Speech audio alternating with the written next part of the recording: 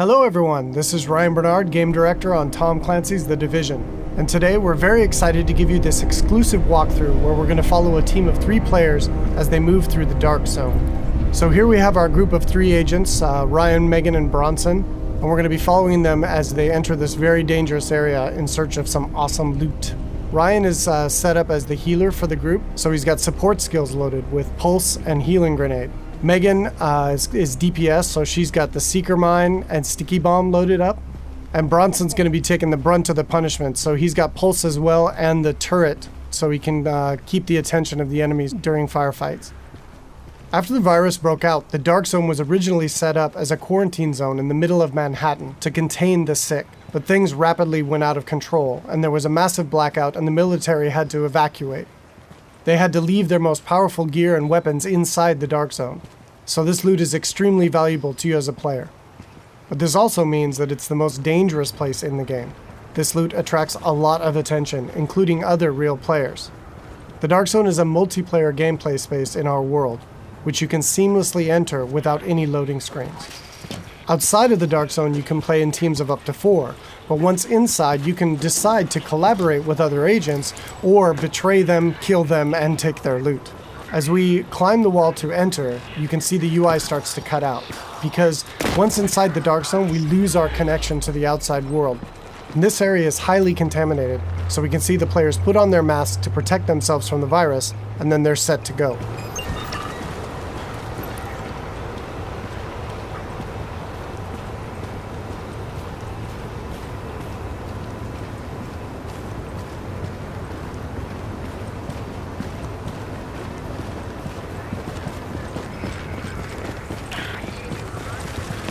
Okay, now we see our group is coming up on some enemies up ahead. As we get closer, we can see that these are actually part of the Rikers faction. And this is a group of convicts which, after the virus broke out, escaped the prison and have flooded into Manhattan to take advantage of the chaos. Here we can see Megan does a pulse, which gives the group information about what enemy types and levels that they'll be facing. And then we can engage. As you can see here, Bronson's going to go up right on top of him and take point, so he can take the attention of the enemies and draw aggro, and we can support him from behind with healing grenades, as you saw there, and covering fire. Using covers in the divisions is really important. You're going to be seeing the agents here as they move around flanking the different enemies, moving cover to cover, using height elevation to their advantage, and really trying to make sure that you're not exposed at any time, because when you're out of cover, you take a lot of damage from enemies. And it looks like we've only got a couple Rikers left here, and Bronson is really taking his role to heart and pushing right up into their face. And they've cleared him out. And here you can see Bronson's actually been a little bit too hardcore on this, and he's in what we call the down state. So since they're playing in a group, Ryan can head over and actually revive him so he doesn't die and need to respawn and run back to his group, and he can get right back into the action. And here we can see that Ryan's actually found a loot crate. And he's gotten extremely lucky and has gotten a legendary drop. But as we can see, it's actually contaminated. All gear and weapons in the Dark Zone are contaminated, and they need to be extracted before they can be actually equipped by the players or agents in the game. So in order to do that, our group is going to move to a nearby extraction point in Bryant Park. Once the group is inside an extraction area, they'll need to shoot up a flare which calls in a helicopter. Then they need to hold tight for 90 seconds and extract their goods. Alright, now we see our group has come across a different group of enemies, and these are the Cleaners. Cleaners used to work for the city of New York, but they got trapped on Manhattan when the quarantine was declared, and they've lost it. They want to, in their own minds, clean the city from the virus by burning anything and everything in their path, dead or alive. And this group of Cleaners is actually a tougher group of what we call elites in the game. They have much higher health pools and much higher damage output. So our group here is going to really have to work together using their weapons and skills to take them out.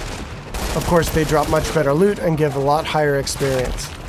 We got Ryan seems to have moved up to a kind of a bad cover position here. He's taking damage from the right, and he's got a grenade coming in and he needs to move, and he's too slow. So he's going to need to top himself off with a nice self-heal. Alright, so now we've dealt with the Cleaners and we can move on towards the extraction area. But it looks like our group is not alone, and another group of players is in the same extraction area. In the dark zone, it's very important to find out player intention relatively quickly, whether or not they're a friend or foe. But it looks like these two are not interested in engaging, so our group's going to continue on and try to get that legendary weapon out. Extraction detected. Proceed with caution. Another team of agents has actually started an extraction, and our group is going to move to investigate.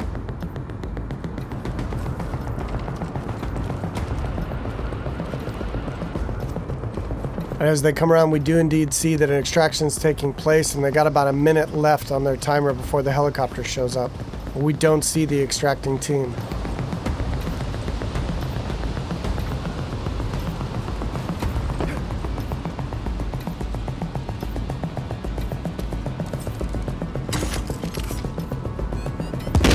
Oh, here we see that the extracting team actually got the jump on our group, and Bronson's been quickly down, and since they engaged on us, they have now been flagged as rogue, which puts a big bounty on their back for a certain period of time.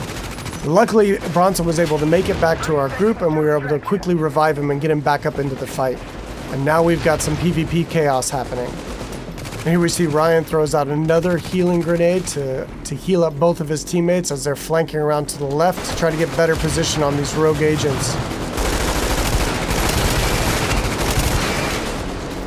15 seconds. Alright, we see Megan's going to throw out another pulse, which really gives us good positioning on their locations. And here we can see another downside to going rogue in the dark zone. They have attracted another group of players, which is helping us take down this rogue group. And there we go. And of course, when you die in the dark zone, you drop any contaminated gear that you're currently carrying. It looks like the two groups now can divvy up the goods that they got from this rogue group.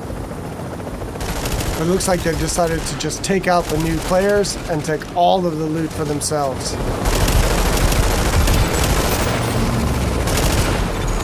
You're attacking friendly forces. Rogue protocol initiated.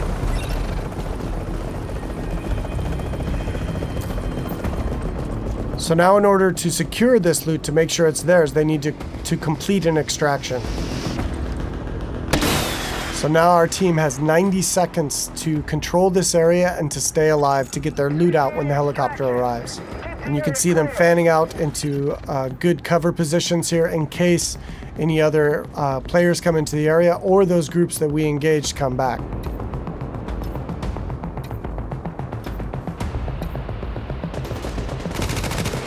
It looks like indeed they do.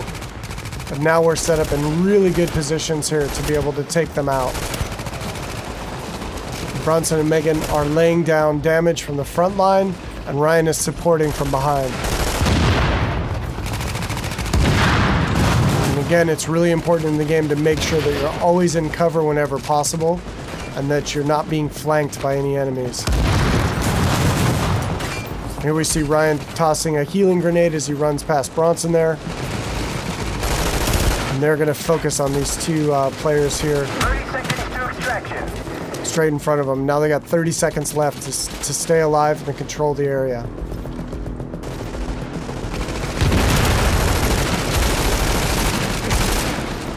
And that was some nice coordination there. It looks like a double kill coming off. Alright, and they dealt with the other group yet again, and now the helicopters arrived, so they were able to survive and be able to get their loot out, and will head back to their base of operations.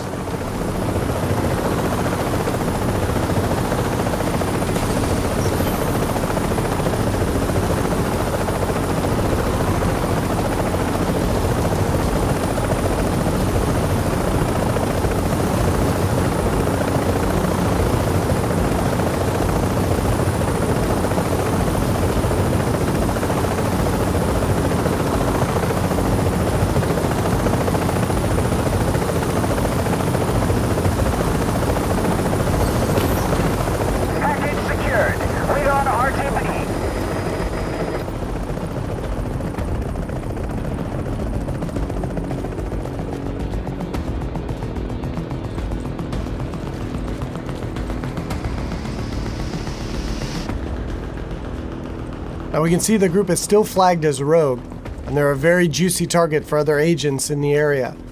So they really should leave this area quickly and decide where to head out to next.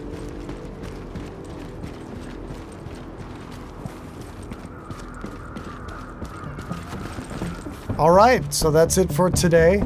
I hope you enjoyed a little glimpse into the gameplay inside the dark zone of Tom Clancy's The Division.